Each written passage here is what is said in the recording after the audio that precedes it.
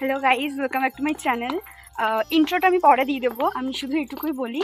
এখন প্রায় 6টা মতো বাজে, দেখতেই পাচ্ছ রাস্তা পুরো ফাঁকা, আর আমি ব্লগ করতে করতে যাচ্ছি। কি ভালো না ব্যাপারটা। যাই হোক, তো আমরা যাচ্ছি আজকে দক্ষিণেশ্বর, সেই মহান ব্যক্তি যার সাথে এত বছর সম্পর্কে ফার্স্ট বেরোচ্ছি আমরা। First time. ঠিক আছে, এবার স্টেশনে গিয়ে আবার কন্টিনিউ করবো। টাটা। এটা ছিল দমদম জাংশন মেট্রো স্টেশন। যেহেতু মধ্যমগ্রাম থেকে ট্রেনে প্রচুর ভিড় ছিল, সেই জন্য কোনো ভিডিও করতে পারিনি, আর তেমন কিছু দেখানোরও ছিল না, সেই জন্য আরও ভিডিওটা ইচ্ছে করেই করিনি, কারণ একটা স্টেশন থেকে উঠে দমদম জাংশন অবধি গেলেই হবে।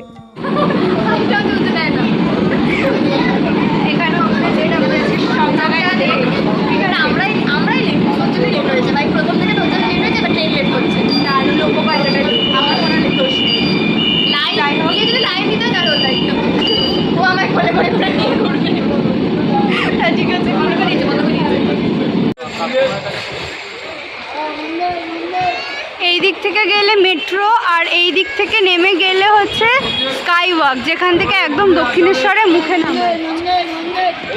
ভুল যাচ্ছি করে ফাইনালি আমরা ঠিক জায়গায় এসেছি। ইয়েস, আর এই হচ্ছে সেই বিশ্ববিখ্যাত স্কাই ওয়াক।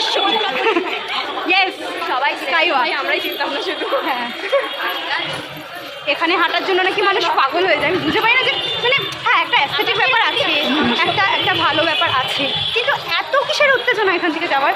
এই কথাটা বলার জন্য আবার সবাই আমাকে ট্রোল করবে। আরে মানুষের ভালো নাই লাগতে পারে, মানে জায়গাটা ভালো, অনেক বড় সড়ো জায়গা, সুন্দর হাঁটা যাচ্ছে, ধাক্কা লাগছে না, ঠিক আছে, ভালো। এবার থেকে চল।